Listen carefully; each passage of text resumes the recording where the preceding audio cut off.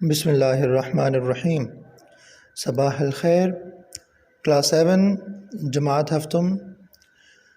بیٹے آج ہم خط پڑھیں گے پہلا، والدہ کے نام اپنی صحت کی اطلاع کے بارے میں، یعنی کہ ایک طالب علم گیا ہوا ہے ہاسٹل کے لیے یا کسی دوسرے شہر میں پڑھنے کے لیے، تو وہاں سے اپنی صحت کے بارے میں اطلاع دے رہا ہے۔ تو یہ ایک رواج اور ایسی ایک رسم تھی کہ جو انتہا درجے کی اچھی تھی، جسے غالب نے کہا آدھی ملاقات، کہ خط جو ہے وہ آدھی ملاقات ہے۔ جس زمانے میں خط لکھے جاتے تھے وہاں پڑھنے کا رواج بھی تھا، وہاں لکھنے کا رواج بھی تھا، اور وہاں دوسرے سے محبت اور شوق ہوا کرتا تھا۔ ایک انتظار رہتا تھا کہ فلاں شخص سے میری بات نہیں ہو سکی، فلاں شخص کیسا ہے۔ آج ہر ایک انسان دوسرے سے گریزاں ہے، دوسرے سے نالاں ہے، ناراض ہے ایک دوسرے سے، لیکن وہ ہر شخص ایک دوسرے کی دسترس میں ہے۔ موبائل نکالیں، فلاں شخص کو دیکھ بھی سکتے ہیں اور دوسرے شخص کو جس طرح چاہے اس سے بات کر سکتے ہیں، گفتگو کر سکتے ہیں۔ کہنے کو تو بیٹا یہ ایک سہولت ہے، لیکن یہ نفسیاتی اعتبار سے یہ سب سے بڑا اس دور کا المیہ ہے کہ انسان نے انسان کی قدر کرنا کم کر دی ہے۔ تو یہ نفسیاتی اعتبار سے یہ موبائل کی وجہ سے ہے، جو ہم نے ترقی کے نام پہ کیا۔ عربی مقولہ ہے کہ زر غبن تزدد حبن، کبھی کبھی ملا کرو، محبت اس طرح بڑھتی ہے۔ قدر کھو جاتا ہے روز کا آنا جانا۔ ہر شخص جو ہے، میں نے نہیں دیکھنا کہ فلاں شخص کیا کر رہا ہوگا، وہ اس وقت بات کرنے کے موڈ میں ہوگا یا وہ کسی اپنے مسئلے میں الجھا ہوا ہے، میں نے اسے کال کر دینی ہے۔ تو یہ وہ جو ہوتا ہے، ایک ڈیکورم ہوتا ہے ایک شخص کا، اور ایک شخص کا جو تقاضا کر رہا ہوتا ہے، اس کی جو سٹیٹس ہے ہم نہیں دیکھتے۔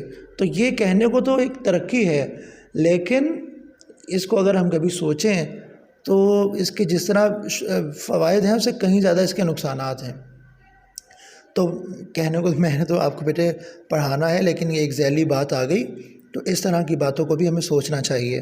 دیکھیں، تو آخری بات یہ کر کے ہم پڑھتے ہیں کہ اگر آپ کسی کو کال کر رہے ہیں نا، یہ مثلاً آپ اپنے کسی ٹیچر کو کال کر رہے ہیں یا اپنے والد کو کال کر رہے ہیں یا بڑے بھائی کو کال کر رہے ہیں، تو اس سے پہلے آپ کو ایک میسج کر دینا چاہیے، جو کہ ہم نے اپنے اساتذہ سے سیکھا ہے، کہ آپ ان کو میسج کر کے پوچھ لیں کہ سر میں کال میں آپ کو اس وقت بات ہو سکتی ہے، یا زیادہ اچھا طریقہ یہ ہے کہ کال کی ہی نہ جائے۔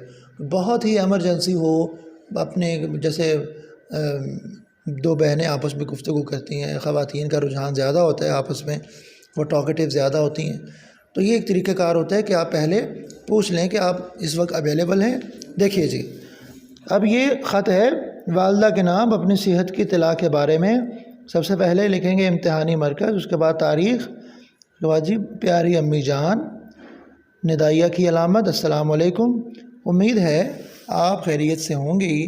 پچھلے دنوں آپ کا محبت بھرا خط ملا، جس میں آپ نے میری صحت کے بارے میں دریافت کیا، پوچھا کہ میں کیسا ہوں۔ میں سہ ماہی امتحان کی مصروفیت کی وجہ سے آپ کے خط کا جواب نہیں دے سکا۔ سہ ماہی جو 3 ماہ کے بعد ہوتے ہیں امتحان، یعنی 3rd ٹرم، میں سہ ماہی امتحان کی مصروفیت کی وجہ سے آپ کے خط کا جواب نہیں دے سکا۔ ہمارا سہ ماہی امتحان ختم ہو چکا ہے، چند دنوں میں اس کا نتیجہ آ جائے گا۔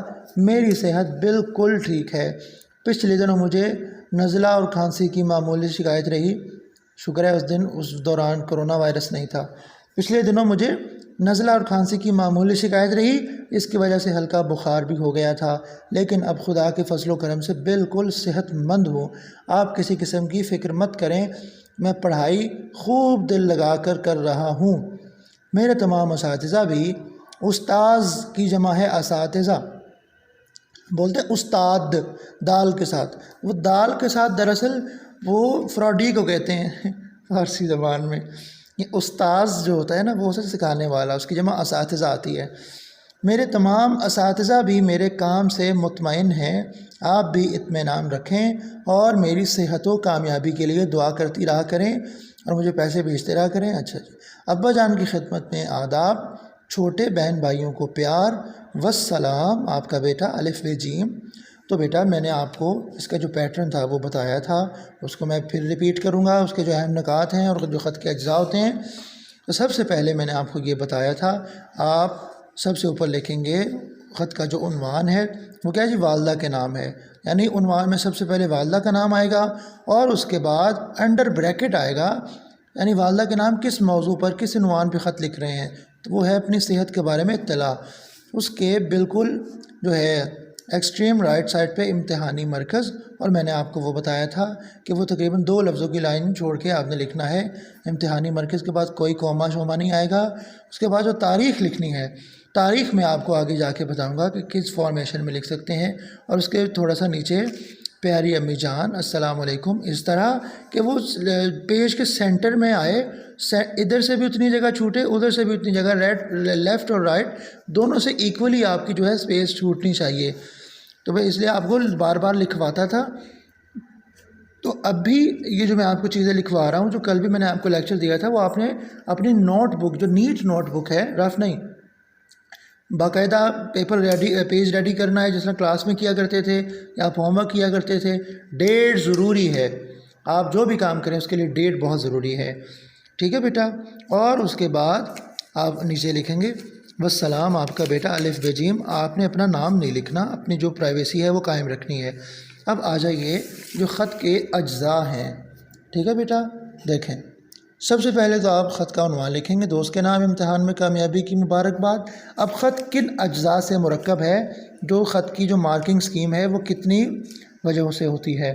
دیکھیں سب سے پہلے آپ لکھیں گے مقام روانگی مع تاریخ، مع مطلب ساتھ ہی، یعنی جہاں مقام روانگی لکھیں گے اس کے بالکل نیچے آپ تاریخ بھی لکھیں گے، ٹھیک ہے جی۔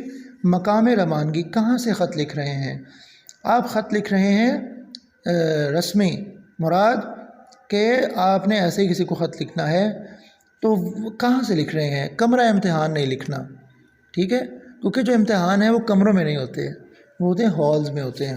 تو وہاں لکھیں گے امتحانی مرکز مع تاریخ، اس کا 1 نمبر ہوتا ہے، ٹھیک ہے جی۔ اس کے بعد القاب و آداب، کہ جیسے آپ نے کیا لکھا پیاری امی جان، ہاں جی، اب دوست کو لکھنے تو پیارے دوست، عزیز دوست، میری جان، ٹھیک ہے۔ اس طرح کے الفاظ، جیسے غالب نے اپنے بہت عزیز دوستوں کو خطوط لکھے تو کہا جان غالب، جان جانا، جان من، اس طرح کے الفاظ۔ تو یہ ہوتے ہیں القاب و آداب۔ مع تسلیمات، یعنی جہاں آپ لقب لکھیں گے پیاری امی جان کے فوراً ساتھ ہی نیچے والی لائن میں نہیں، اسی سے آگے السلام علیکم، تسلیمات کہتے ہیں سلام کرنا، تو اس کا بھی 1 نمبر ہے۔ اس کے بعد آتے ہیں جی ابتدائی سطور۔ آپ نے جس عنوان پہ خط لکھنا ہے فوراً ہی اس عنوان پہ نہیں آ جانا، آپ نے پہلے گفتگو کا آغاز کرنا ہے، کیونکہ آپ جب کسی سے لائیو ملتے ہیں تو فوراً ہی آپ اس سے چھوٹ کر بات ہی نہیں شروع کر دیتے، یار تم السلام علیکم، یار تم کیا کرتے ہو، یہ نہیں کرتے وہ نہیں کرتے، آپ یہ نہیں کہتے، آپ کہتے ہیں السلام علیکم جناب، کیا حال چال ہے، آپ ٹھیک ہیں اور سب خیریت ہے، یار اچھا وہ مجھے مسئلہ ہوا تھا، یہ آپ مجھے پتہ چلا تھا، اس طرح بات شروع ہوتی ہے، ٹھیک ہے نا بیٹے۔ تو اس کو کہتے ہیں انیشیل لائنز، ابتدائی سطور۔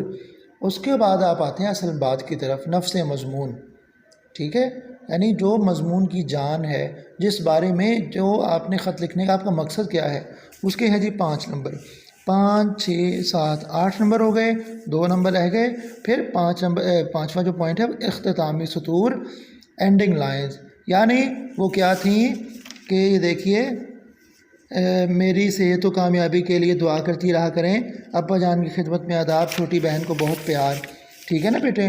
تو یہ ہوتی ہیں اختتامی سطور، ان کا بھی 1 لائن ہوتا ہے۔ آپ فوراً اپنی بات کر کے جو ہے وہ خدا حافظ نہیں کہہ دیں گے، گفتگو کے آداب ہوتے ہیں نا، تو جیسے آپ اس سے ملنے جاتے ہیں تو آپ پہلے بھی سلام کرتے ہیں، آخر میں جب آپ اٹھنے لگتے ٹھیک ہے جناب اجازت، آپ وائنڈ اپ کرتے ہیں گفتگو کو، نتیجہ جو حاصل کلام ہوتا ہے وہ ڈسکس کرتے ہیں۔ پھر جب آپ دونوں کو دیکھتے ہیں کہ دونوں راضی ہیں اور دوسرے کو اپنے گھر سے نکالنا چاہ رہے ہیں تو کہتے ہیں ٹھیک ہے جناب اجازت دیجیے۔ تو یہ ہے بیٹے اختتامی سطور، اس کا بھی 1 نمبر ہے۔ آگے لکھنے والے کا نام، جیسے آپ کا پیارا بیٹا، آپ کی پیاری بیٹی، یہ ہے جی آپ کا بیٹا یا آپ کی بیٹی، اس کے بعد الف بے جیم۔ تو بیٹا یہ ہے جی مارکنگ سکیم، تو ان کو خیال رکھیں گے، اگر آپ ایک لفظ بھی غلط لکھیں گے تو آپ کا 1 نمبر کٹ جائے گا۔ اس کے بعد آ جاتی ہیں اہم نکات۔ نقطہ اور نکات یہ دو لفظ ہیں جو لوگوں کو سمجھ نہیں آتے۔ نقطہ ڈوٹ، ٹھیک ہے جی، وہ میں آپ کو لکھ کے دکھا دیتا ہوں کہ لفظ لکھا جاتا ہے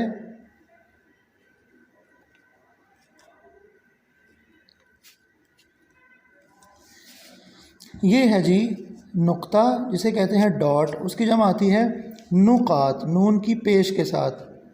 اب ایک لفظ ہے نقطہ، اہم پوائنٹ، اس کی جمع آتی ہے نکات، قائد اعظم کے 14 نکات، ٹھیک ہے، بولنے میں ایک جیسے ہیں لیکن جب ان کو آپ لکھیں گے تو آپ کو معلوم ہونا چاہیے کہ دونوں میں کیا فرق ہے، لکھنے میں بھی فرق ہے، بولنے میں بھی فرق ہے۔